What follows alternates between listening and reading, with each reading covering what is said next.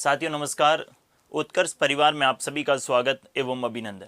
साथियों, भारतीय संविधान और राजव्यवस्था से संबंधित अपन बात कर रहे थे और आज का जो अपना टॉपिक रहने वाला है वो है अनुसूचियाँ।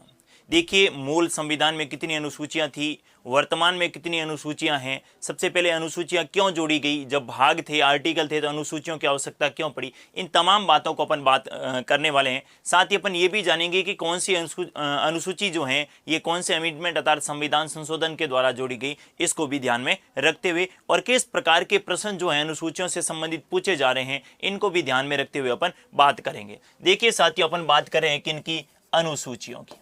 किनकी बात करते हैं, अनुसूचियों की बात करते हैं। अनुसूचियों की बात करने से पहले मैं आप लोगों को बता देता हूं कि अनुसूचियां है क्या। देखिए साथियों, भारतीय संविधान में आप लोगों को पता है कि भाग उल्लेखित हैं और भाग के साथ में आर्टिकल उल्लेखित हैं। किसका उल्लेख है, भाग है और भाग के साथ में आर्टिकल। इसको ऐसे समझिएगा, जैसे मैं संविधान की बात करूं तो एक पुस्तक मान लीजिएगा, संविधान कॉन्स्टिट्यूशन एक क्या है, किताब है, और उस किताब को 22 भागों में बांटा गया। उसको कितने भागों में बांटा गया, 22 भागों में बांटा गया। अर्थात संविधान के भाग कितने हो गए, 22 भाग हो गए और प्रत्येक भाग में कुछ आर्टिकल लिख लिए गए। जैसे मैं बात करूं कि प्रत्येक जैसे अपन किताब को 22 पैरों में बांटते हैं तो उसमें से जैसे पेज क्रमांक नहीं होता कि पेज क्रमांक 1 से लगाकर 7 तक जो है ये भाग 1 का पार्ट रहेगा, पेज आपके 8 से लगाकर 12 तक जो है ये भाग 2 का रहेगा। उसी प्रकार भारतीय संविधान में भी भाग को आर्टिकल में बांट दिया गया। अर्थात जब आप भाग 1 की बात करेंगे, कौन से भाग की बात करेंगे, भाग 1 की बात करेंगे तो इसमें आर्टिकल आपको मिलेंगे 1 से लगाकर 4 तक। वहीं भाग अगर आप 2 की बात करेंगे तो आपको आर्टिकल मिलेंगे 5 से लगाकर 11 तक। वहीं अगर आप भाग 3 की बात करेंगे तो आपको आर्टिकल मिलेंगे इसमें 12 से लगाकर 35 तक। अपन इन भागों के बारे में भी डिटेल से बात करने वाले हैं, लेकिन क्वेश्चन ये पूछा साथियों कि फिर आर्टिकल थे, भाग थे, फिर अनुसूचियों की आवश्यकता क्या पड़ी। सबसे पहले तो ये जानना जरूरी है कि अनुसूचियां क्यों जोड़ी गई। देखिए साथियों, किसी भी किताब में जो बात जो है भाग या आर्टिकल में नहीं लिखी जाती हैं उसको आप लोगों ने देखा होगा, किसी किताब के पीछे जो हैं, पीछे के कुछ पेज होते हैं, जो बातें बार बार किताब में रिपीट हो रही, जैसे कोई चारणी से संबंधित हो गई या किसी कोई इंडेक्स हो गई, इस प्रकार की कुछ बातें हैं जो बैक साइड में जोड़ी जाती हैं। उसी प्रकार भारतीय संविधान में कुछ इस प्रकार की बातें जो आपके इस भाग और आर्टिकल में नहीं थी, इसको अलग से शेड्यूल में जोड़ा गया। उसको क्या बोलते हैं अपन, अनुसूचियों के नाम से जानते हैं। तो आपको क्लियर हो गया होगा। सबसे पहली बात तो अनुसूचियां क्या है। अनुसूचियों का मतलब है जिन बातों का उल्लेख संविधान के किसी भाग या आर्टिकल में नहीं किया गया है उनको अलग से अनुसूचियों में जोड़ने का जो काम किया गया है, इसी कारण से अनुसूचियों की अलग से क्या पड़ी है, आवश्यकता पड़ी है। साथियों, मैं मूल संविधान की बात करूं और मूल संविधान का मतलब होता है कि 26 जनवरी 1950 को जब संविधान लागू हुआ था उस समय भारतीय संविधान में कुल 8 अनुसूचियां थी। कितनी अनुसूचियां थी, 8 अनुसूचियां थी। और मैं वर्तमान की बात करूं यानी वर्तमान भारतीय संविधान में कुल कितनी अनुसूचियां हैं तो आपको ध्यान में रखना है, कुल कितनी अनुसूचियां हैं, 12 है। पहला क्वेश्चन तो आपका यहीं से बन जाएगा कि मूल संविधान में कितनी थी, तो आपको ध्यान में रखना है 8 अनुसूचियां और वर्तमान में कितनी है, 12 अनुसूचियों का प्रावधान किया गया है।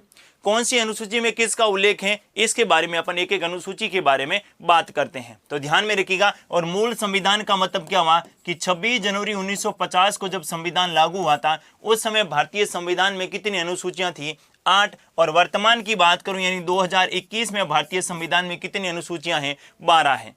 इसका मतलब अनुसूची 9, 10, 11 और 12 जो हैं ये बाद में जोड़ी गई। अपन ये भी जानेंगे कि कौन से संविधान संशोधन के द्वारा जोड़ी गई, इसको भी आपको ध्यान में रखना है। तो सबसे पहले अपन बात करते हैं प्रथम अनुसूची के बारे में। किसके बारे में बात करें साथियों, प्रथम अनुसूची। कौन सी अनुसूची के बारे में बात करेंगे, प्रथम अनुसूची। देखिए, किसी अपन जो 12 अनुसूचियां पढ़ेंगे प्रत्येक अनुसूची में कुछ बात उल्लेखित है। मैं बात करूं सबसे पहले प्रथम अनुसूची की, तो प्रथम अनुसूची का उल्लेख है जिसमें है कि भारत का राज्य क्षेत्र क्या है, भारत का राज्य क्षेत्र, भारत का राज्य क्षेत्र। इसका प्रावधान भारतीय संविधान की कौन सी अनुसूची में कर रखा है, प्रथम अनुसूची में कर रखा है। साथियों, कई ऐसे मित्र हैं जिन्होंने आपके पहले से पॉलिटिकल साइंस और कॉन्स्टिट्यूशन को पढ़ रखा है, उनके मन में एक प्रश्न आ रहा होगा, तो फिर भाग 1 में भी भारत का राज्य क्षेत्र का प्रावधान है और भाग 1 का जब आप आर्टिकल 1 पढ़ते हैं, भारतीय संविधान के आर्टिकल भाग 1 के आप अनुच्छेद 1 जब पढ़ते हैं तो आर्टिकल 1 में लिखा है कि इंडिया जो कि भारत है और राज्यों का संघ होगा। क्या लिखा गया है कि इंडिया दैट इज भारत, अर्थात इंडिया जो कि भारत है और ये क्या होगा, राज्यों का संघ होगा। क्या होगा, राज्यों का संघ होगा। ये बात जो है भारतीय संविधान के कौन से आर्टिकल में उल्लेखित है, अनुच्छेद 1 में उल्लेखित है। यानी भारत के परिचय की बात जो है ये आर्टिकल 1 में उल्लेखित है। तो आपके मन में प्रश्न आ रहा होगा, फिर सारी बात जो आर्टिकल 1 में लिख ली गई है तो फिर शेड्यूल की क्या आवश्यकता पड़ी, अनुसूची में क्या प्रावधान है। देखिएगा साथियों, भारतीय संविधान के आर्टिकल 1 में लिखा है इंडिया जो कि भारत है और ये क्या होगा, राज्यों का संघ होगा। और शेड्यूल 1 में लिखा है भारत के राज्य क्षेत्र। अब राज्यों के संघ का मतलब है कि इसमें जो है राज्य भी होंगे और साथ में इसमें कौन होंगे, संघ शासित प्रदेश भी होंगे, अर्थात यूनियन टेरिटरी भी होंगे। इसका प्रावधान जो है ये भारतीय संविधान के कौन से आर्टिकल में किया गया है, आर्टिकल 1 में किया गया है। और अनुसूची 1 में इसका प्रावधान है कि भारत में कितने राज्य हैं और कितने केंद्र शासित प्रदेश हैं। ध्यान में रखिएगा साथियों, अलग अलग है। यहां पर तो केवल क्या लिखा गया है कि भारत राज्यों का संघ होगा और भारत में कितने राज्य हैं, कितने संघ शासित प्रदेश हैं। अगर ये आपको देखना है तो आपको क्या पढ़ना पड़ेगा, आपको अनुसूची 1 पढ़नी पड़ेगी। जैसे मैं बात करूं कि वर्तमान में भारत में आपके 8 तो क्या है, केंद्र शासित प्रदेश हैं और 28 क्या है, राज्य हैं।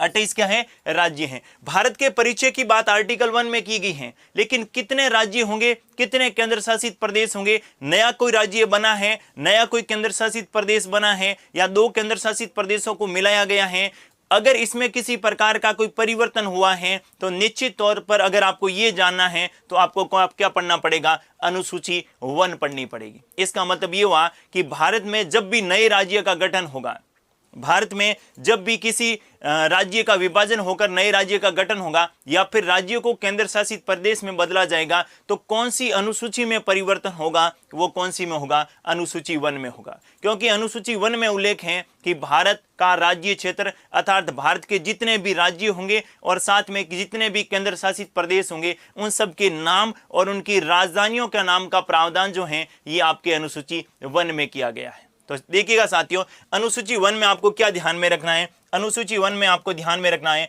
कि भारत के सभी राज्यों के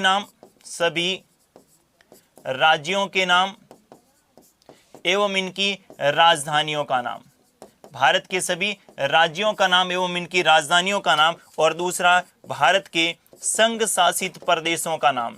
कौन सा, संघ शासित प्रदेशों का नाम और इन संघ शासित प्रदेशों की राजधानियों का जो प्रावधान है ये भारतीय संविधान की कौन सी अनुसूची में किया गया है, प्रथम अनुसूची में किया गया है। साथियों, आपके मन में प्रश्न आ रहा होगा कि यहां से किस प्रकार का प्रश्न पूछा जा सकता है। यहां से प्रश्न इस प्रकार का पूछा जाएगा कि पहले तो आपको ध्यान में रखना कि वर्तमान में भारत में 28 राज्य हैं और 8 क्या है, केंद्र शासित प्रदेश।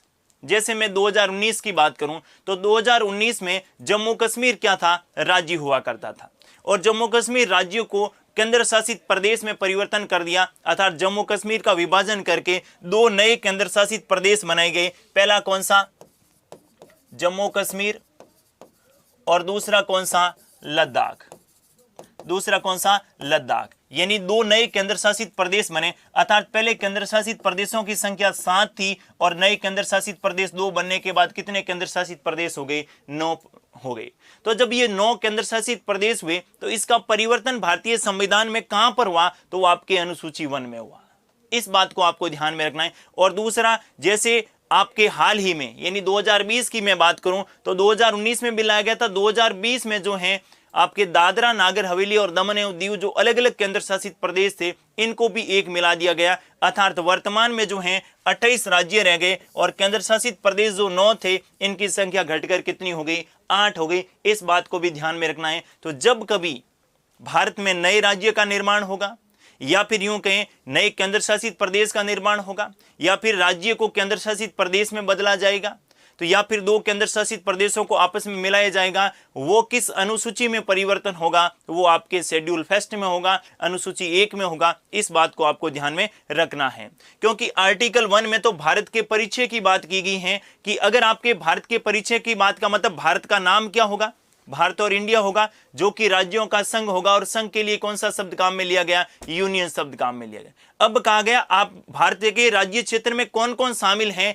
ये अगर आपको जानना है तो आपको क्या करना होगा? शेड्यूल फर्स्ट को जानना होगा। तो इस बात को आपको ध्यान में रखना है। मेरे हिसाब से अनुसूची फर्स्ट जो है ये आपके क्लियर हो चुकी है, यानी भारत के संघ राज्य क्षेत्रों का जो प्रावधान है और इनकी राजधानियों का नाम है। जैसे मैं बात करूं, वर्तमान में 28 राज्य हैं और मान लेते हैं एक और राज्य का गठन हो जाए और राज्यों की संख्या अगर 29 हो जाए तो कौन सी अनुसूची में परिवर्तन होगा? अनुसूची 1 में होगा।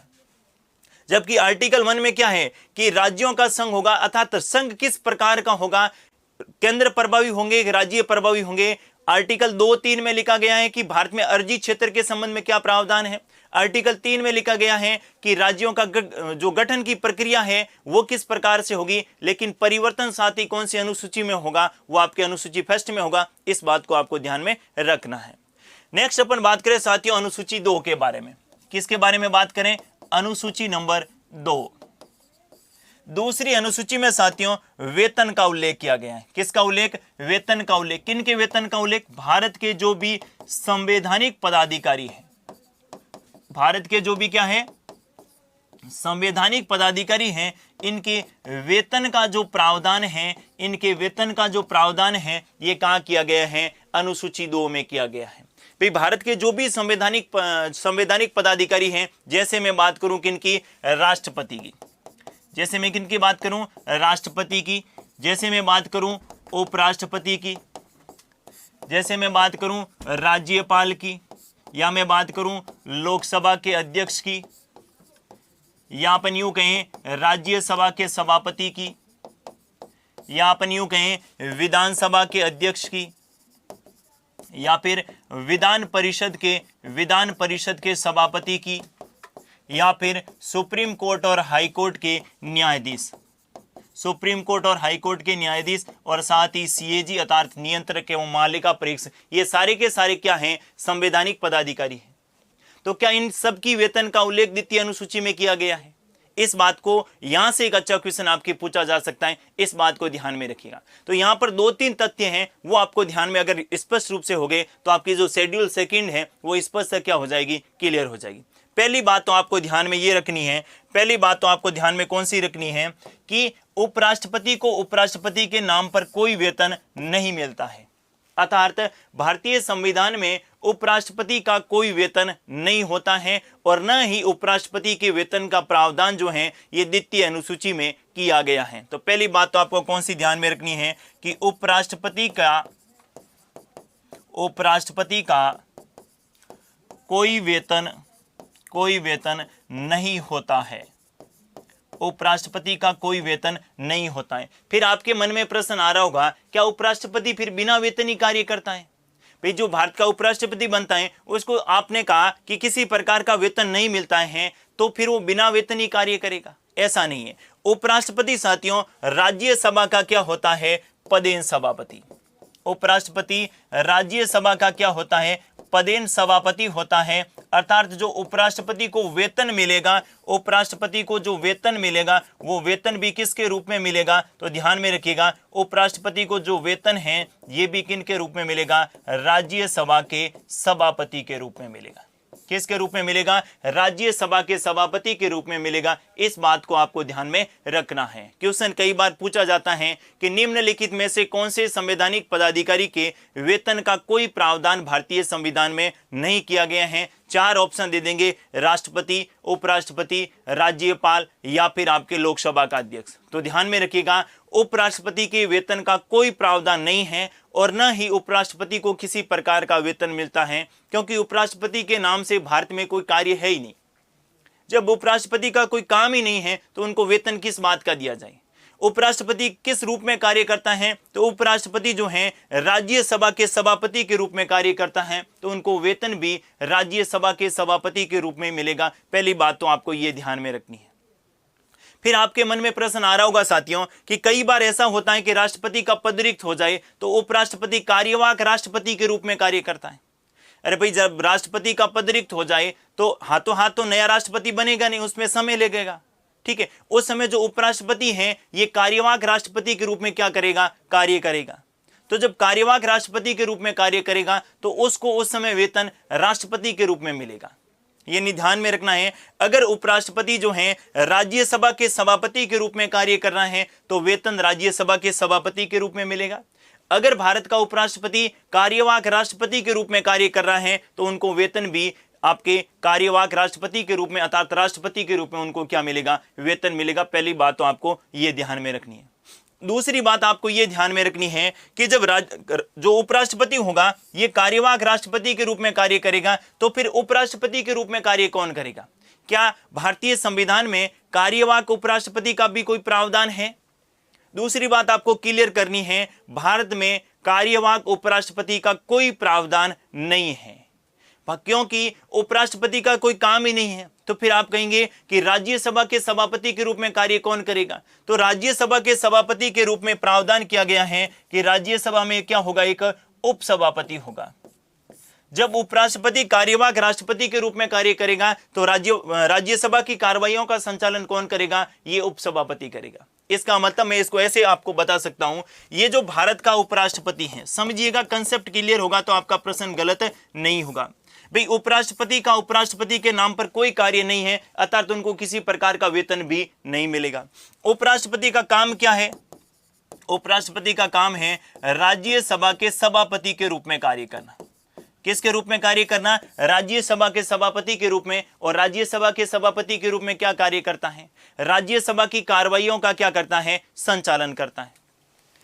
दूसरा, उपराष्ट्रपति के बारे में कहा गया है कि जब कभी भारत के राष्ट्रपति का पद रिक्त हो जाए, जब कभी भारत के राष्ट्रपति का पद क्या हो जाए, रिक्त हो जाए, राष्ट्रपति का पद रिक्त हो जाए, तो ये जो उपराष्ट्रपति होगा ये किसके रूप में कार्य करेगा? कार्यवाहक राष्ट्रपति के रूप में। किसके रूप में कार्य करेगा? कार्यवाहक राष्ट्रपति के रूप में करेगा। तो यहां पर फिर सभापति के रूप में काम कौन करेगा? तो यहां पर साथियों एक और पद होता है जिसको बोलते हैं अपन राज्यसभा का उपसभापति। राज्यसभा का क्या? उपसभापति। और ये राज्यसभा का जो उपसभापति होता है ये राज्यसभा का सदस्य ही होता है।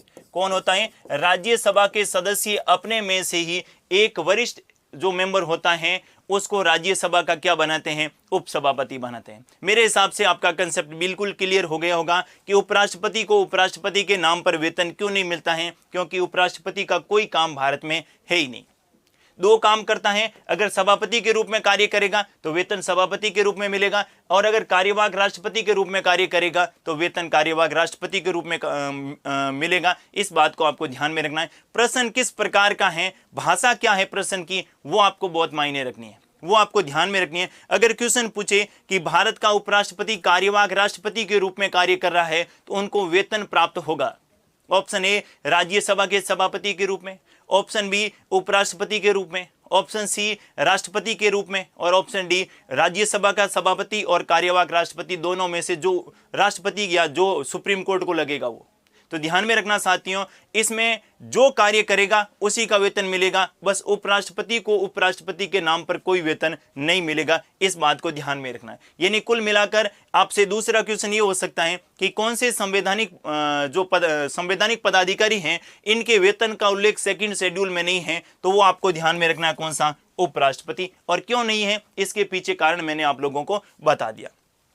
एक बात सेकंड शेड्यूल से आपको और ध्यान में रखनी है साथियों, और वो क्या है? वो आपको ध्यान में रखनी है कि राष्ट्रपति एवं राज्यपाल को, किनको? राष्ट्रपति एवं राज्यपाल को जो है वेतन की जगह, वेतन के स्थान पर क्या प्रदान की जाती हैं? परिलब्धियां प्रदान की जाती हैं। यानी वेतन के स्थान पर संविधान में जो शब्द काम में लिया गया है वो शब्द कौन सा काम में लिया गया है? परिलब्धियां शब्द काम में लिया गया है। इस बात को भी आपको ध्यान में रखना है। क्वेश्चन एक बार पूछ लिया गया है कि निम्नलिखित में से ऐसे कौन से संवैधानिक पदाधिकारी हैं जिनके लिए संविधान में परिलब्धियों का प्रावधान किया गया है, तो वो भी आपको ध्यान में रखना है। कौन सा? तो ध्यान में रखेंगे राष्ट्रपति और राज्यपाल को वेतन के स्थान पर क्या प्रदान किया जाता है? परिलब्धियां प्रदान की जाती हैं। इस बात को भी आपको ध्यान में रखना है। तो सेकंड शेड्यूल में किसका प्रावधान है? सेकंड शेड्यूल में साथियों वेतन का प्रावधान है। किसका प्रावधान है? वेतन का प्रावधान है। किन की वेतन का प्रावधान है? संवैधानिक पदाधिकारियों। कौन से संवैधानिक पदाधिकारी को कितना वेतन मिलेगा, इनके लिए आपको अलग अलग संविधान के आर्टिकल देखने की आवश्यकता नहीं रहेगी। भाई संवैधानिक पदाधिकारी जो भी हैं उनके लिए अलग अलग आर्टिकल हैं। जैसे राष्ट्रपति पढ़ेंगे तो राष्ट्रपति आपको आर्टिकल 52 से पढ़ना पड़ेगा। अगर आप उपराष्ट्रपति पढ़ेंगे तो आर्टिकल 63 से पढ़ना पड़ेगा। अगर आपको राज्यसभा पढ़ना है तो आर्टिकल 80 से पढ़ना पड़ेगा। अगर आपको लोकसभा पढ़ना है तो आर्टिकल 81 पढ़ना पड़ेगा। अगर आपको विधानसभा पढ़ना है तो फिर आपको आर्टिकल 168, 69, 60, 171 वो पढ़ना पड़ेगा। अगर आपको सुप्रीम कोर्ट पढ़ना है तो 124 पढ़ना पड़ेगा। और अगर आपको हाई कोर्ट पढ़ना है तो 214 पढ़ना पड़ेगा। और अगर आपको सीएजी पढ़ना है तो आपको आर्टिकल 148 पढ़ना पड़ेगा। अब इनके वेतन से संबंधित एक ही शेड्यूल, एक ही बात जो वेतन से संबंधित है उसको एक अलग ही अनुसूची बनाकर डाल दिया। बोलो अनुसूचियों में किसका प्रावधान है? जो बातें आपके अनुच्छेद में उल्लेखित नहीं की, वेतन से संबंधित सारी बातें एक साथ डाल दी गई, वो क्या बन गई? एक सेकंड शेड्यूल। बात करते हैं तीसरी अनुसूची के बारे में। इसके बारे में बात करें तीसरी अनुसूची के बारे में। तीसरी अनुसूची देखिएगा साथियों, तीसरी अनुसूची में संवैधानिक पदाधिकारियों की शपथ का प्रावधान है। संवैधानिक पदाधिकारियों की किसका प्रावधान है? शपथ का प्रावधान है। संवैधानिक पदाधिकारियों की शपथ का प्रावधान जो है वो कौन सी शेड्यूल में किया गया है? तीसरी अनुसूची में किया गया है। पहली बात तो आपको यह ध्यान में रखनी है। अगर आपका क्वेश्चन पूछा जाएगा कि तीसरी अनुसूची में किसका प्रावधान है तो आप कहेंगे शपथ का प्रावधान है। भारतीय संविधान में साथियों किन किन की शपथ का प्रावधान तीसरी अनुसूची में किया गया है, इसको भी आपको ध्यान में रखना है। और ऐसे कौन कौन से संवैधानिक पदाधिकारी हैं जिनकी शपथ का उल्लेख भारतीय संविधान की तीसरी अनुसूची में नहीं किया गया है, इस बात को भी आपको ध्यान में रखना है। तो पहला क्वेश्चन तो आपको यह ध्यान में रखना है कि किसका प्रावधान किया गया है? शपथ का। अब दूसरा देखिए, दूसरा देखना है वो है राष्ट्रपति, उपराष्ट्रपति, राष्ट्रपति, उपराष्ट्रपति और राज्यपाल। ध्यान में रखिएगा साथियों, राष्ट्रपति, उपराष्ट्रपति और राज्यपाल ये तीन ऐसे संवैधानिक पदाधिकारी हैं। कौन कौन से? राष्ट्रपति, उपराष्ट्रपति और राज्यपाल। इनकी शपथ का प्रावधान, इनकी शपथ का प्रावधान जो है ये तीसरी अनुसूची में नहीं किया गया है।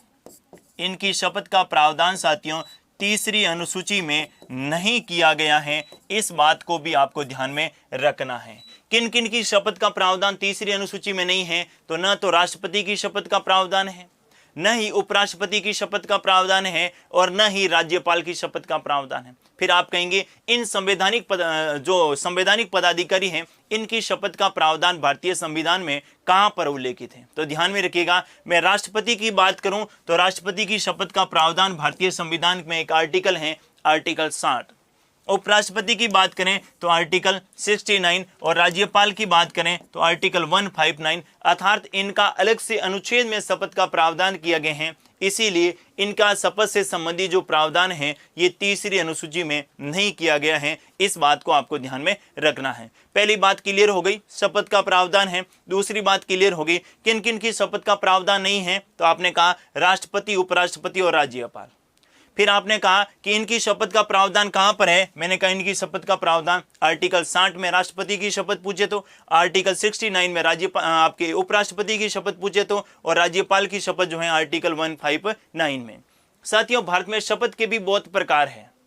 जैसे कोई संवैधानिक पदाधिकारी हैं जो शपथ लेता है संविधान की रक्षा की, कुछ संवैधानिक पदाधिकारी हैं जो शपथ लेते हैं संविधान के प्रति निष्ठा की, और कोई ऐसे हैं जो शपथ लेते हैं पद एवं गोपनीयता की। यहां से भी आपके लिए एक अच्छा प्रश्न पूछा जा सकता है कि कौन सा संवैधानिक पदाधिकारी संविधान की रक्षा की शपथ लेते हैं और कौन सा संवैधानिक पदाधिकारी संविधान के प्रति निष्ठा की शपथ लेते हैं। तो देखिएगा साथियों, मैं सबसे पहले बात करूंगा राष्ट्रपति के बारे में। राष्ट्रपति जो हैं ये किन की शपथ लेता है? राष्ट्रपति जो हैं ये संविधान की रक्षा की शपथ लेते हैं, संविधान की रक्षा की शपथ।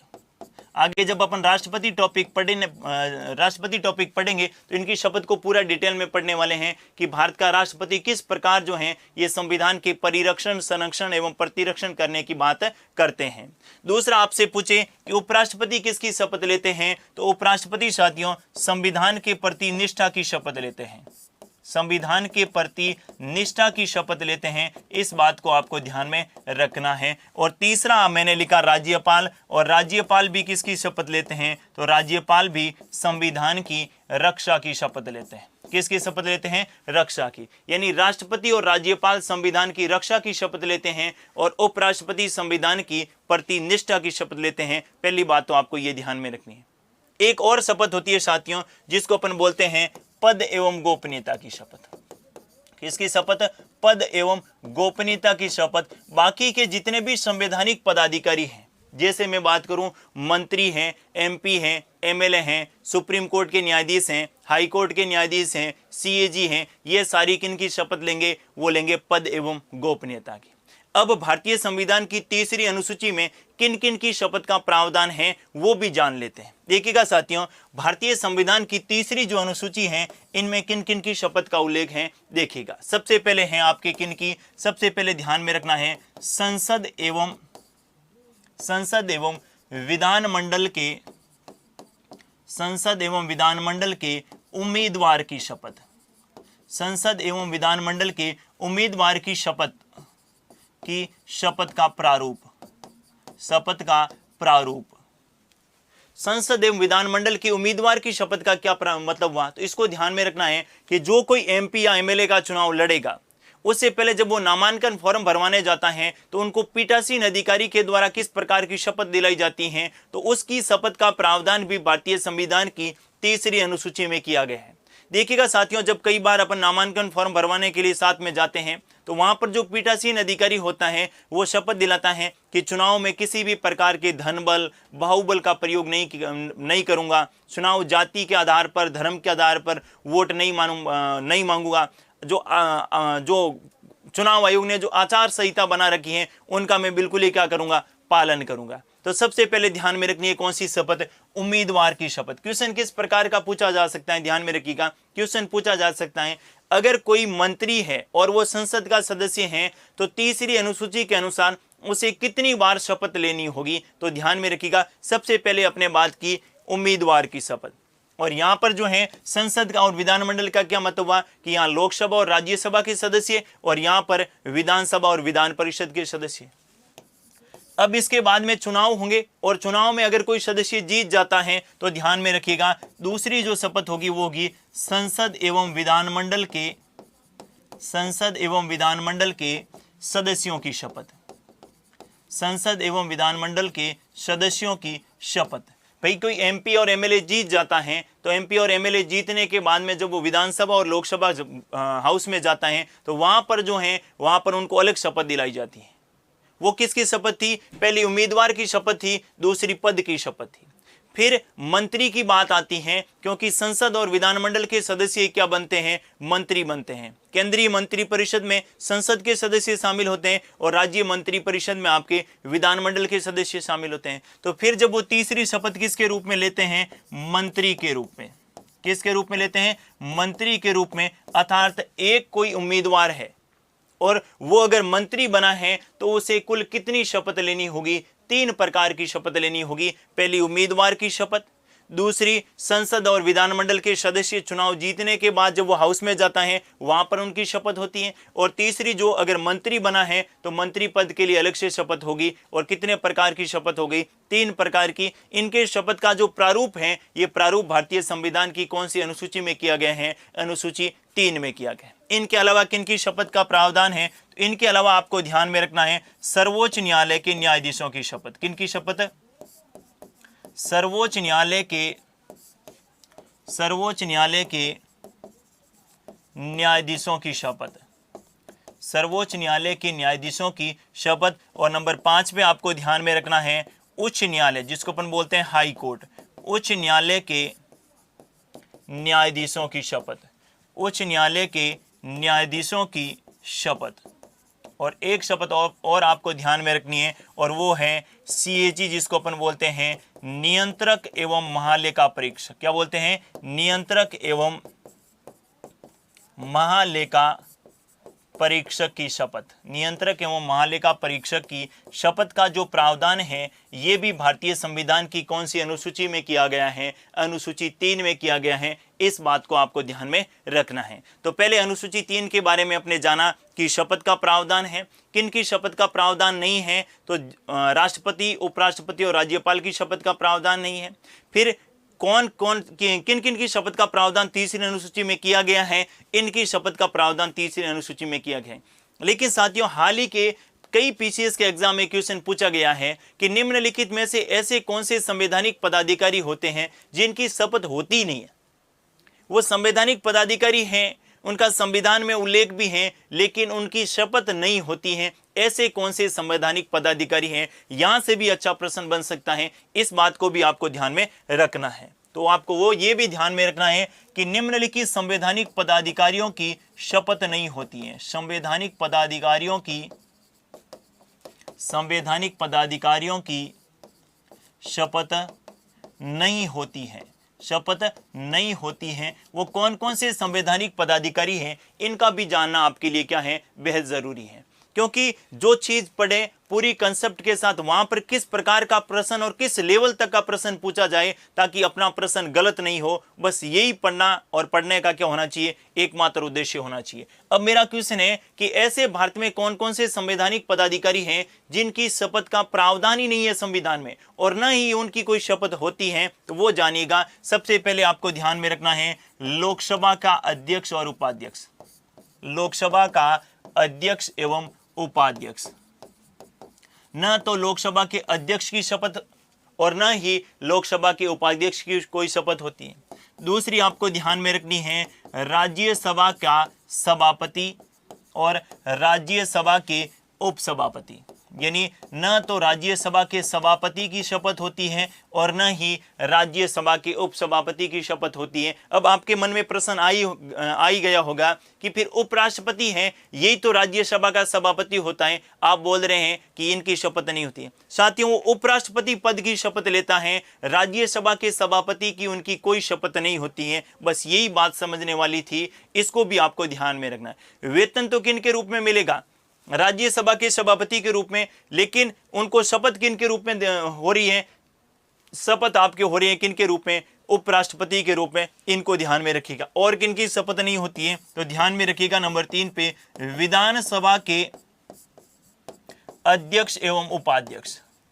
विधानसभा के अध्यक्ष एवं उपाध्यक्ष की भी कोई शपथ नहीं होती है। और नंबर 4 पे आपको ध्यान में रखना है कि विधान परिषद है अगर किसी राज्य में, अगर किसी राज्य में क्या है? विधान परिषद है, तो विधान परिषद के सभापति और विधान परिषद के उपसभापति की भी कोई शपथ नहीं होती है। इस बात को आपको ध्यान में रखना है। तो तीसरी जो अनुसूची थी उनमें तमाम जिस प्रकार के प्रश्न पूछे जा सकते थे, बिल्कुल डिटेल में अपने इसका डिस्कस किया कि इसमें शपथ का प्रावधान है।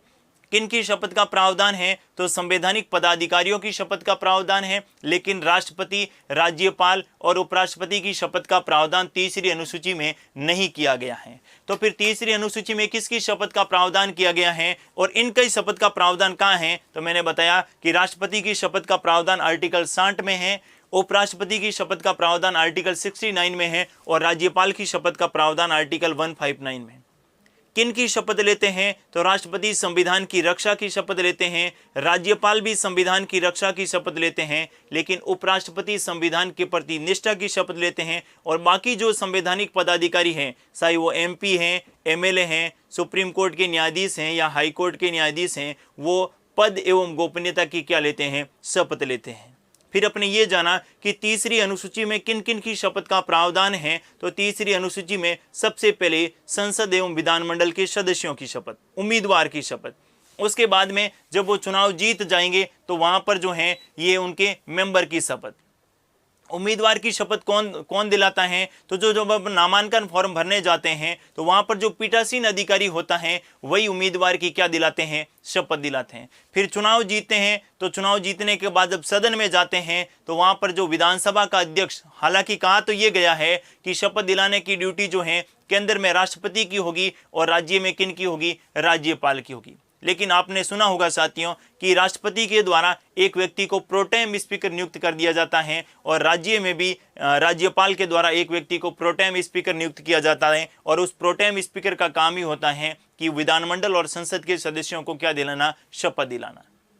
इसके बाद हमने कहा कि मंत्री की शपथ, मुख्यमंत्री और मंत्रियों की शपथ दिलाने का काम किनका होता है, ये राज्यपाल का होता है। प्रधानमंत्री और मंत्रियों, केंद्रीय मंत्रिपरिषद को शपथ दिलाने का काम भी किनका होता है, वो भी आपके राष्ट्रपति का होगा। फिर अपने ये जाना कि सुप्रीम कोर्ट और हाई कोर्ट के न्यायाधीशों की शपथ और सीएजी की शपथ का प्रावधान भी आपके शेड्यूल 3 में किया गया है। फिर किन की शपथ होती नहीं है, ये नए प्रकार का प्रश्न है, अभी तक किसी भी प्रकार के एग्जाम में मेरे हिसाब से नहीं पूछा गया। अगर इस लेवल का प्रश्न पूछ लिया गया कि ऐसे कौन कौन से संवैधानिक पदाधिकारी हैं जिनकी शपथ ही होती नहीं है और संविधान में उनका प्रावधान है, तो कौन कौन सा ध्यान में रखना है। लोकसभा का अध्यक्ष, उपाध्यक्ष, राज्यसभा का सभापति, उपसभापति, विधानसभा का अध्यक्ष और उपाध्यक्ष और विधान परिषद के सभापति और उपसभापति, इनकी कोई शपथ नहीं होती है। ये सदस्य के रूप में शपथ ले सकते हैं। जैसे विधानसभा का अध्यक्ष और उपाध्यक्ष विधानसभा का मेंबर ही बनेगा तो उनकी शपथ लेगा। लोकसभा का अध्यक्ष और उपाध्यक्ष जो हैं ये आपके लोकसभा मेंबर की शपथ लेंगे। राज्यसभा में ये सभापति उपराष्ट्रपति के रूप में लेगा और ये राज्यसभा के जो मेंबर है उनके रूप में शपथ लेगा। और विधान परिषद में सभापति और उपसभापति विधान परिषद के सदस्य के रूप में शपथ लेंगे। यानी अध्यक्ष और सभापति की कोई शपथ नहीं होती है, इस बात को भी आपको ध्यान में रखना है। अब अपन बात करते हैं शेड्यूल 4 के बारे में, यानी अनुसूची 4 के बारे में। किसके बारे में बात करें, अनुसूची नंबर 4। देखिए साथियों, अनुसूची नंबर 4 में राज्यसभा की सीटों का आवंटन है। राज्यसभा के सीटों का क्या किया गया है, आवंटन किया गया। देखिए साथियों, 2 सदन है, एक तो लोकसभा और दूसरी कौन सी, राज्यसभा। राज्यसभा की वर्तमान की बात करूं तो राज्यसभा में वर्तमान में जो है आपके वर्तमान में कितनी सदस्यीय संख्या है, तो वर्तमान में 245 मेंबर है। इन 245 में से 12 सदस्यों को राष्ट्रपति क्या करता है, मनोनीत करता है। यानी राष्ट्रपति द्वारा क्या होते हैं, मनोनीत होते हैं। बाकी कितने बच गए, 233 सदस्य बच गए और ये 233 सदस्य क्या होते हैं, निर्वाचित होते हैं। 233 मेंबर क्या होंगे, आपके निर्वाचित होंगे। कौन से राज्य को कितनी राज्यसभा की सीटें आवंटित होगी, इसका प्रावधान भारतीय संविधान की आपके 4th जो शेड्यूल है, 4थी जो अनुसूची है, इसमें उल्लेखित किया गया है। अब आपके मन में प्रश्न आ रहा होगा कि इसका आधार क्या रहेगा, यानी कौन से राज्य को कितनी राज्यसभा की सीटें मिलेगी। इनका कुछ तो आधार बनाया गया होगा कि जम्मू कश्मीर को इतनी मिलेगी, राजस्थान को इतनी मिलेगी, उत्तर प्रदेश को इतनी मिलेगी, आपके एमपी को इतनी मिलेगी, गुजरात को इतनी मिलेगी। तो राज्यसभा में जो सीटों का आवंटन है, इनका जो आधार है, ध्यान में रखिएगा साथियों, आधार क्या है, जनसंख्या। यानी जिस राज्य की जनसंख्या अधिक होगी, राज्यसभा की सीटें ही उस राज्य में अधिक होगी। यानी मैं बात करूं सबसे पहले उत्तर प्रदेश की, कौन से राज्य की बात करूं, उत्तर प्रदेश में जनसंख्या अधिक है, अर्थात राज्यसभा की सीटें भी यहां पर अधिक हैं, सर्वाधिक हैं, अर्थात 31 सीटें अकेले कौन से राज्य से आ रही हैं, उत्तर प्रदेश से। वहीं मैं बात करूं किनकी, राजस्थान की, तो आपको ध्यान में रखना है राजस्थान में जो राज्यसभा की सीटें हैं वो कितनी हैं, 10। साथ में आपको ध्यान में रखना है मध्य प्रदेश की, तो मध्य प्रदेश की 11 है। आपको ध्यान में रखना है गुजरात की, तो गुजरात की कितनी है, 11 है। हालांकि अपन जब राज्यसभा पढ़ेंगे तो एक एक राज्य के बारे में वहां पर डिटेल से और जानेंगे कि राज्यसभा की सीटें जो हैं कौन से राज्य में को कितनी मिली हैं। यहां से भी अच्छा प्रश्न आपके एग्जाम में पूछा जा सकता है।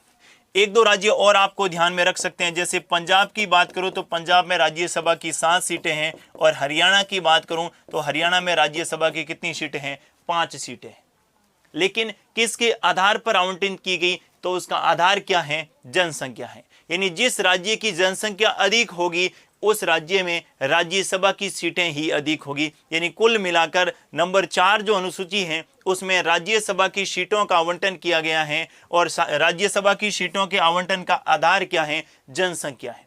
राज्यसभा की वर्तमान सदस्य संख्या 245 है, लेकिन अधिकतम 250 हो सकती है। 245 में से 12 सदस्यों को राष्ट्रपति के द्वारा साहित्य, विज्ञान, कला और समाज सेवा के क्षेत्र में उत्कृष्ट कार्य करने वाले सदस्यों को मनोनीत किया जाता है और बाकी जो 233 मेंबर हैं इनको विधानसभा के सदस्य यानी संबंधित राज्य की विधानसभा के सदस्य इनको निर्वाचित करते हैं। यानी मैं बात करूं उत्तर प्रदेश की तो उत्तर प्रदेश में 31 सीटें हैं और 31 की सीटों में जो चुनाव होंगे इनमें भाग लेंगे उत्तर प्रदेश विधानसभा के सदस्य। इस बात को भी आपको ध्यान में रखना है। हालांकि जब अपन राज्यसभा पढ़ेंगे उस समय सारी प्रक्रिया को पढ़ेंगे कि राज्यसभा की स्थायी सदन है, राज्यसभा में किस प्रकार जो है इनके सदस्यों का कार्यकाल होता है और राज्यसभा के सदस्यों की सेवानिवृत्ति की उम्र कितनी होती है ताकि वो स्थायी सदन के रूप में कार्य कर सके। पहली बात तो आपको ये ध्यान में रखनी है। अब यहाँ से एक नया क्वेश्चन इस प्रकार का पूछा जा सकता है और वो ये है कि भारत के किसी राज्य का विभाजन हुआ और एक नए राज्य का निर्माण हुआ तो भारतीय संविधान की कौन कौन सी अनुसूचियों पर इसका प्रभाव पड़ेगा या कौन कौन सी अनुसूची में परिवर्तन किया जाएगा। मेरा क्वेश्चन ठीक से सुन लीजिएगा। क्वेश्चन ये है कि भारत में किसी राज्य का विभाजन हुआ, जैसे मैं मान लूं कि अभी आंध्र प्रदेश का विभाजन किया था 2014 में, एक नया राज्य बना था तेलंगाना। अब जब तेलंगाना नया राज्य बना तो इसका प्रावधान जो है इससे संबंधित जो अमेंडमेंट है भारतीय संविधान की कौन कौन सी अनुसूचियों में किया गया।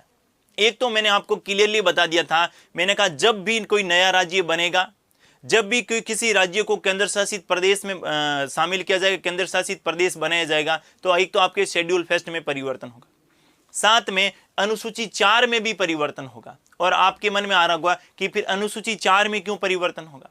जैसे मैं बात करूं किसी राज्य में पहले राज्यसभा की मान लो 12 सीटें थी, अब इस राज्य का विभाजन हुआ तो ये तय हुआ कि 7 सीटें तो इस वाले राज्य को मिली और 5 सीटें इस वाले राज्य को मिली। यानी राज्यसभा की सीटों का जो आवंटन है इसका आधार जनसंख्या है। तो राज्यसभा की सीटों में जब नया राज्य बना तो सीटों भी क्या हुई, अलग अलग हुई। तो ध्यान में रखिएगा जब कोई नया राज्य बनता है तो एक तो अनुसूची 1 और एक अनुसूची 4 अर्थात दोनों अनुसूचियों में क्या होता है, परिवर्तन होता है। इस बात को भी आपको ध्यान में रखना है। यहां से भी अच्छा प्रश्न कई बार पूछ लिया जाता है। तीसरा आपको यह ध्यान में रखना है कि राज्यसभा एकमात्र सदन है जिसमें आरक्षित सीटों का कोई प्रावधान नहीं है। आरक्षित सीटों का क्या मतलब हुआ कि इसमें राजनीतिक आरक्षण का कोई प्रावधान नहीं है, अर्थात जो सीटें जिस राज्य को आवंटित हुई हैं। जैसे मैं बात करूं उत्तर प्रदेश को राज्यसभा की 31 सीटें आवंटित हुई हैं तो उत्तर प्रदेश के लिए वहां अनुसूचित जाति और जनजाति के लिए किसी प्रकार की कोई आरक्षित सीट नहीं है। 31 सीटों पर कोई भी उम्मीदवार कहीं से भी चुनाव लड़ सकता है। और तीसरी बात आपको ये ध्यान में रखनी है कि ये जो राज्यसभा ये पूरे राज्य का प्रतिनिधित्व करती है। जैसे लोकसभा की बात करें तो लोकसभा में तो क्षेत्र फिक्स होते हैं, आपके निर्वाचन क्षेत्र बनाए जाते हैं, लेकिन राज्यसभा में किसी प्रकार का कोई निर्वाचन क्षेत्र नहीं होता है। ये संपूर्ण राज्यों का प्रतिनिधित्व करते हैं, संपूर्ण राज्य का प्रतिनिधित्व करते हैं। अर्थात इसे पहले राज्य परिषद के नाम से भी जाना जाता था, जिसको बाद में नाम परिवर्तन करके राज्यसभा किया गया। इस बात को भी आपको ध्यान में रखना है। आपसे क्वेश्चन पूछे कि अनुसूची 4 में किसका प्रावधान है, तो राज्यसभा की सीटों का आवंटन किया गया है। किन के आधार पर किया गया है, जनसंख्या के आधार पर किया गया है। आपसे क्वेश्चन पूछे कौन से राज्यों को कितनी मिलेगी, तो जिस राज्य की जनसंख्या अधिक होगी उस राज्य में राज्यसभा की सीटें भी क्या रहेगी, अधिक रहेगी।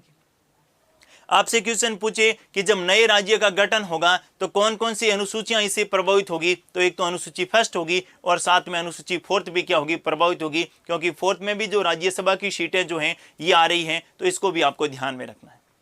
एक और नया प्रश्न जो है ये अभी तक नहीं पूछा गया, पूछा जा सकता है कि क्या संघ शासित प्रदेशों में राज्यसभा की सीटों का प्रावधान है कि नहीं है। मैं यूं कहूं आपसे कि जो केंद्र शासित प्रदेश हैं क्या वहां पर राज्यसभा की सीटें है कि नहीं है, ये आपसे क्वेश्चन पूछा जाए तो ध्यान में रखना जिन केंद्र शासित प्रदेशों में विधानसभा है, इसको आपको ऐसे ध्यान में रखना है कि जिन केंद्र शासित प्रदेशों में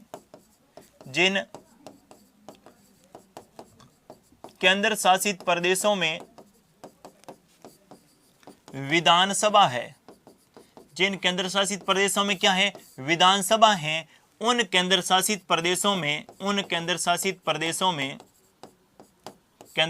प्रदेशों में राज्यसभा की सीटें भी होगी, राज्यसभा की सीटें भी होगी। इस बात को आपको ध्यान में रखना है। यानी वे केंद्र शासित प्रदेश जहां पर विधानसभा का प्रावधान है, जैसे मैं बात करूं किनकी, दिल्ली की, जैसे मैं बात करूं किनकी, पुदुचेरी की।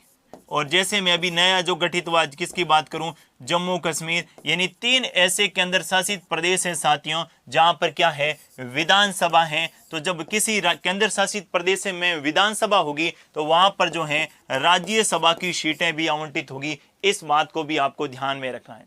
क्वेश्चन कथन कारण वाला पूछा जा सकता है। क्वेश्चन ये पूछा जा सकता है कि उपरोक्त में से एक कौन सा कथन असत्य है, और जिसमें यह हो सकता है कि केंद्र शासित प्रदेशों में राज्यसभा की सीटों का प्रावधान नहीं है और केंद्र शासित प्रदेशों से राज्यसभा के सदस्य निर्वाचित नहीं होते हैं। ये कथन बिल्कुल ही क्या है साथियों, गलत है। अब गलत क्यों है, क्योंकि जिन केंद्र शासित प्रदेशों में विधानसभा है उन केंद्र शासित प्रदेशों से राज्यसभा में भी राज्यसभा की सीटें भी क्या की गई हैं, आवंटित की गई हैं। क्योंकि ऐसा प्रावधान इसलिए है क्योंकि राज्यसभा की सीटों के चुनाव जो होते हैं उसके चुनाव में भाग कौन लेते हैं, विधानसभा के सदस्य। बाकी के जो केंद्र शासित प्रदेश हैं उनमें जब विधानसभा ही नहीं है तो फिर राज्यसभा का होना संभव नहीं है, क्योंकि विधानसभा नहीं है अर्थात राज्यसभा के जो इलेक्शन होंगे उसमें भाग कौन लेगा, क्योंकि भारतीय संविधान में ये प्रावधान किया गया है कि राज्यसभा के इलेक्शन में संबंधित राज्य या केंद्र शासित प्रदेश की विधानसभा के सदस्य क्या लेंगे, भाग लेंगे। इस बात को भी आपको ध्यान में रखना है। अब मैं बात करूंगा आपके 5वीं और 6ठी अनुसूची के बारे में। कौन कौन सी, अनुसूची नंबर 5वीं और साथ ही मैं बात करूंगा कौन सी अनुसूची की, 6ठी की। दोनों को साथ में ही ध्यान में रखना है आपके, कौन कौन सी 5वीं और 6ठी। सबसे पहले तो यह ध्यान में रखना है कि अनुसूची नंबर 5 और 6 में किसका प्रावधान है।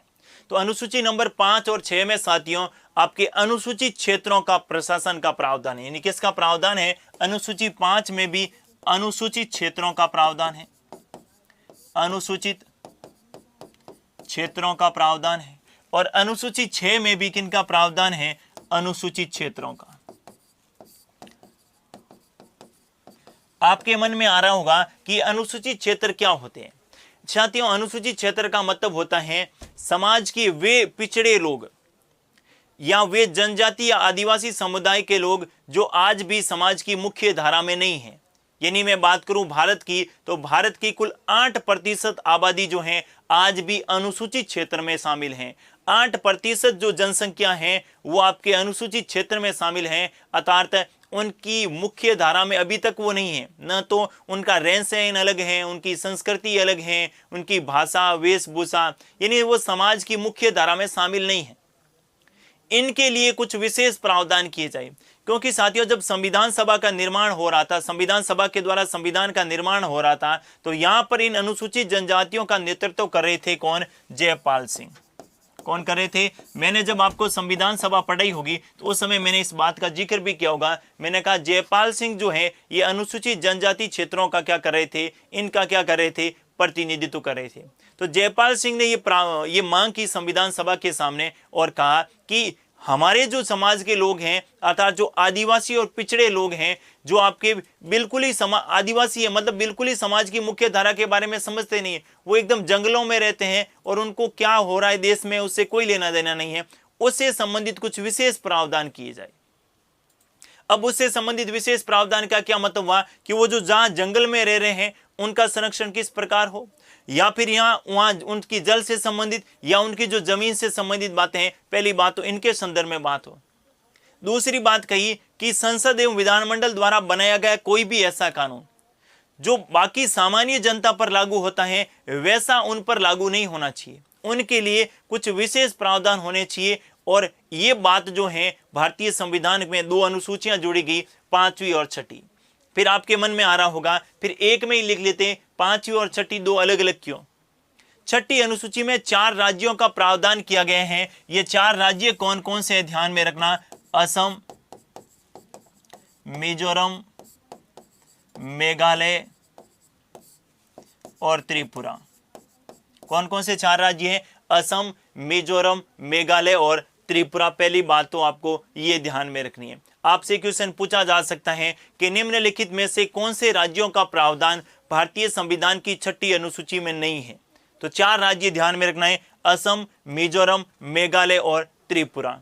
दूसरा क्वेश्चन पूछा जा सकता है, अगर क्वेश्चन थोड़ा सा इस तरह पूछा गया तो 4 राज्यों का क्रम दे देंगे और कहेंगे कि निम्नलिखित में से कौन से राज्य का प्रावधान छठी अनुसूची में नहीं है, जैसे असम, मणिपुर, मेघालय और त्रिपुरा। बी ऑप्शन दे देंगे, असम, मिजोरम, मेघालय और त्रिपुरा। यानी इसको ध्यान में रखना, 4 राज्य कौन कौन से हैं।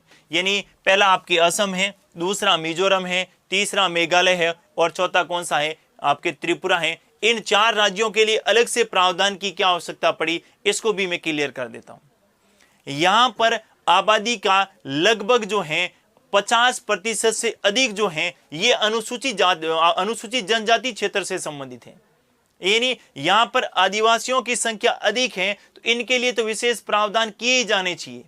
लेकिन साथ ही भारत के वे राज्य जहां पर अनुसूचित जो जनजाति हैं उनकी संख्या कम है, उनके लिए अलग प्रावधान और बाकी इन 4 स्टेट के लिए अलग प्रावधान। पहली बात तो आपको ये ध्यान में रखने हैं कि अनुसूचित जनजातियों से संबंधित जो प्रावधान है ये भारतीय संविधान की कौन कौन सी अनुसूचियों में किया गया है। तो 2 अनुसूचियां ध्यान में रखनी है, अनुसूची नंबर 5 और अनुसूची नंबर 6।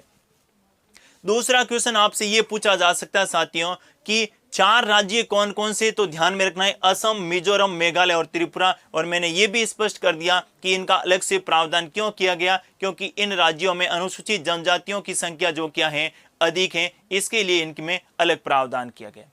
अब आपके मन में प्रश्न आ रहा होगा कि भारत के किसी भी क्षेत्र को अनुसूचित क्षेत्र घोषित कौन करता है। तो ध्यान में रखिएगा, भारत के महत्वपूर्ण है, भारत के किसी भी क्षेत्र को अनुसूचित क्षेत्र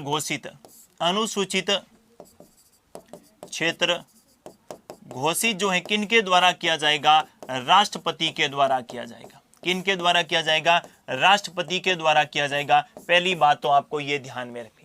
जैसे किसी भी राज्य में कोई ऐसा क्षेत्र है जो आदिवासी समुदाय से जुड़ा हुआ है, जहां पर जनजातियां निवास करती हैं, उनको अगर अनुसूचित क्षेत्रों में जोड़ना है तो ये किनके द्वारा जोड़ा जाएगा, ये राष्ट्रपति के द्वारा जोड़ा जाएगा। लेकिन इसकी अनुशंसा कौन करेगा, तो ये राज्य के अनुशंसा पर, और राज्य में भी राज्यपाल की अनुशंसा पर।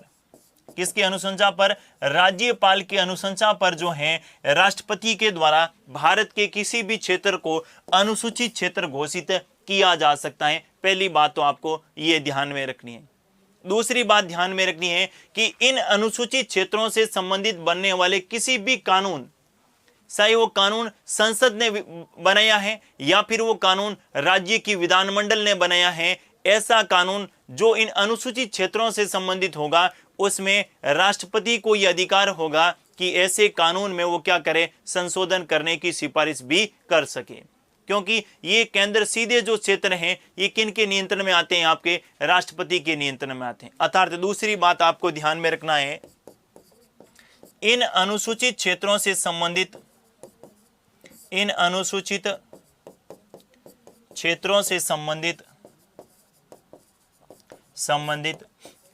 बनाए गए किसी भी प्रकार के कानून के संदर्भ में राष्ट्रपति जो हैं, कौन भाई, राष्ट्रपति जो हैं राज्यपाल के माध्यम से क्या करवा सकता है, संशोधन। अगर विधानमंडल ने बनाया है तो राज्यपाल, और अगर संसद ने बनाया है तो राष्ट्रपति जो हैं इसमें संशोधन की बात कह सकता है। इस बात को भी आपको ध्यान में रखना है। तो साथियों, 5वीं अनुसूची अनुसूचित क्षेत्रों से संबंधित हैं। जैसे अलग अलग राज्यों के बहुत सारे ऐसे क्षेत्र हैं जो इस 5वीं अनुसूची में शामिल किए गए हैं, लेकिन छठी में मात्र 4 राज्य हैं, इसको आपको ध्यान में रखना है। यानी प्रत्येक राज्य से संबंधित वो क्षेत्र जो अनुसूचित जनजातियों से संबंधित हैं, जो जंगलों में निवास करने वाली जातियों से संबंधित हैं, जो आदिवासी हैं, पिछड़े हैं, उनके लिए और उनकी किसकी सुरक्षा करने के लिए, तो अनुसूचित क्षेत्र में जो लोग रह रहे हैं उनके जल, जंगल और जमीन के संरक्षण के लिए। किन के लिए, इनके जल, जंगल और जमीन के संरक्षण के लिए भारत का राष्ट्रपति भारत के किसी भी क्षेत्र को अनुसूचित क्षेत्र में शामिल कर सकता है। इस बात को ध्यान में रखना है। अब 5वीं अनुसूची में जो जो शामिल है इनके लिए एक जनजातीय परिषद का प्रावधान भी किया गया है। जनजातीय परिषद, ये भी एक नया तथ्य है, इसको भी साथियों आपको ध्यान में रखना है कि जनजातीय परिषद का गठन जो है किन के लिए किया जाता है, अनुसूचित क्षेत्रों से संबंधित किया जाता है। और इस जनजातीय परिषद में कुल कितने सदस्य होंगे, तो 20 सदस्यों की एक जनजातीय परिषद का गठन का भी प्रावधान है। इस बात को आपको ध्यान में रखना है। तो जनजातीय परिषद का पूछे तो आपको अनुसूची 5 ध्यान में रखना है। और ये किन के संरक्षण की बात करेगी, इन क्षेत्रों के जल, जंगल और जमीन की। इसी प्रकार छठी अनुसूची में जो 4 राज्य हैं, असम, मिजोरम, मेघालय और त्रिपुरा, इनके लिए जनपद का प्रावधान है। इनका प्रावधान है, जनपद का प्रावधान है। और इस जनपद में कितने सदस्य हो सकते हैं, 30 सदस्यों की एक जनपद का प्रावधान है। इसको भी आपको ध्यान में रखना है। और इस जनपद का काम भी क्या है, जनपद का काम है इन क्षेत्र से संबंधित जो जल, जंगल और जमीन का क्या करना, संरक्षण करना, ये भी इन क्षेत्रों से संबंधित है। क्योंकि ये आदिवासी जो हैं ये जंगलों में रह रहे हैं, इनके खान पान का सारा सिस्टम जो है वो जंगलों में जो कंदमूल है उन्हीं से अपना जीवन यापन कर रहे हैं। ये समाज की अभी तक मुख्य धारा में शामिल नहीं है। जैसे आपने साथियों सुना होगा एक कानून जो है जिसको अपन बोलते हैं टीएसपी क्षेत्र। अलग अलग राज्यों में कुछ क्षेत्रों को टीएसपी क्षेत्र को बनाया जाता है। राज्य विधानमंडल या संसद कोई भी कानून बनाएगी तो वो कानून 2 प्रकार से लागू होगा।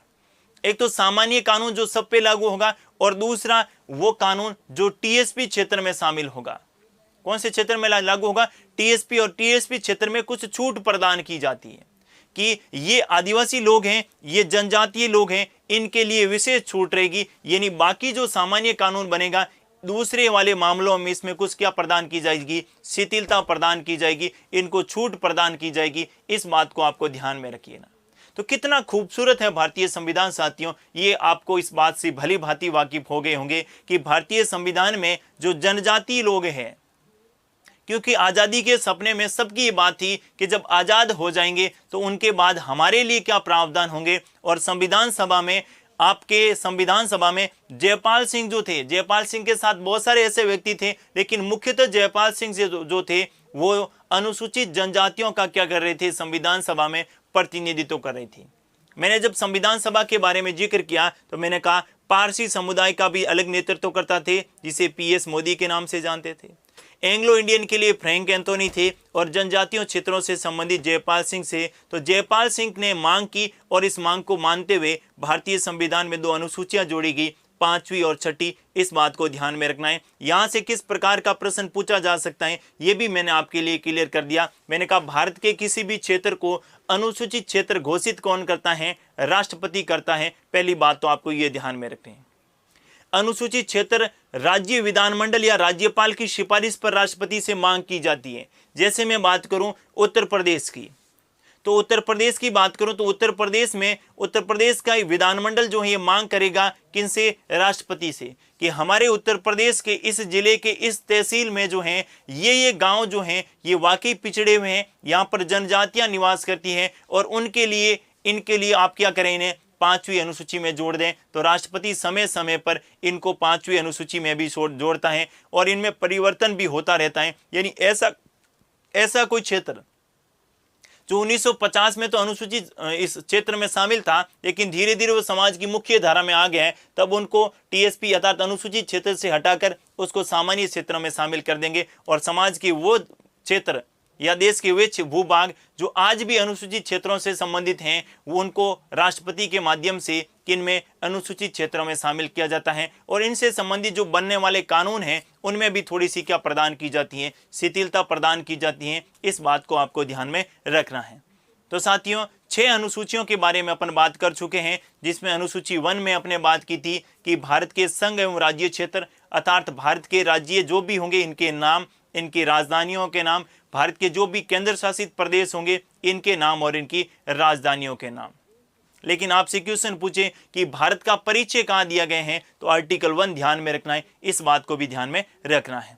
दूसरी के बारे में अपने बात की थी संवैधानिक पदाधिकारियों के वेतन के बारे में। मैंने साथ ही कहा कि उपराष्ट्रपति को कोई वेतन नहीं मिलता है, क्योंकि उपराष्ट्रपति को वेतन राज्यसभा के सभापति के रूप में मिलता है। तीसरी जो अनुसूची थी इसमें संवैधानिक पदाधिकारियों के शपथ के बारे में बात की थी, लेकिन मैंने कहा कि राष्ट्रपति, राज्यपाल और उपराष्ट्रपति की शपथ का प्रावधान तीसरी अनुसूची में नहीं किया गया है। इस बात को भी आपको ध्यान में रखना है। साथ में ऐसे कौन कौन से संवैधानिक पदाधिकारी हैं जिनकी शपथ होती नहीं है, ये भी मैंने आपको स्पष्ट क्या क्लियर किया। फिर नंबर 4 में राज्यसभा की सीटों के आवंटन की बात की थी कि कौन से राज्यों को कितनी राज्यसभा की सीटें मिलेगी और उनका आधार क्या रहेगा, जनसंख्या। और नंबर 5 और 6 जो हैं ये अनुसूचित क्षेत्र से संबंधित हैं। 5 में पूरे भारत से संबंधित अनुसूचित क्षेत्र हैं और 6 में विशेषतः 4 राज्य हैं जिसमें असम, मिजोरम, मेघालय और त्रिपुरा शामिल हैं। इस बात को आपको ध्यान में रखना है। और भारत के किसी भी क्षेत्र को अनुसूचित क्षेत्र कौन घोषित करता है, राष्ट्रपति के द्वारा किया जाता है। इस बात को भी आपको ध्यान में रखना है। आज के लिए बस इतना ही। मिलेंगे अगली क्लास में, यानी अनुसूचियों के पार्ट 2 में, जिसमें 7 से लगाकर 12 जो शेड्यूल हैं इनके बारे में अपन बात करेंगे। तब तक के लिए थैंक यू, धन्यवाद।